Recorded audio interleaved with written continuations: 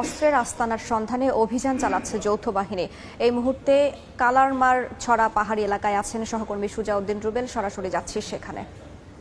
বিশাল বিশাল পাহাড়, এই পাহাড় কেন্দ্রিক সন্ত্রাসী এবং অস্ত্রের যে কারখানা, সেটির সন্ধানে র্যাব এবং পুলিশ পুরো ব্যাটালিয়ন বলতে গেলে প্রায় 200 থেকে 250 সদস্য আইনশৃঙ্খলা বাহিনীর তারা যৌথ অভিযান শুরু করেছে।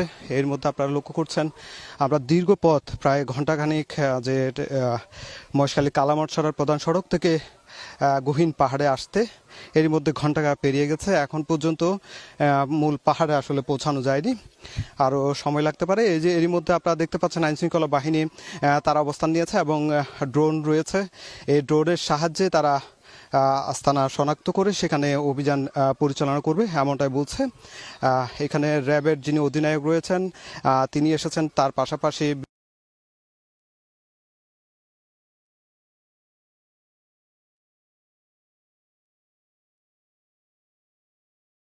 এবং অনেক সময় তাদের যে অভিযান সেই অভিযান থেকে অনেক সময় পালিয়ে যায়। তারপরও তারা চেষ্টা করছে, যেহেতু গহীন পাহাড়, এই পাহাড় কেন্দ্রিক যেহেতু সন্ত্রাসী অবস্থান করছে, তারা খবর পেয়েছে। সেই খবরের মাধ্যমে কিন্তু তারা আজকে সকাল থেকে অভিযান যে প্ল্যান সেটি সাজিয়েছেন এবং তারা এখন পর্যন্ত যে পাহাড়গুলোতে অভিযান চালাবেন সেই পাহাড়গুলোতে ঘেরার জন্য আসলে কয়েক দিক থেকে প্রায় 200 থেকে 250 র্যাব এবং পুলিশ সদস্য তারা যৌথ অভিযান শুরু করেছে।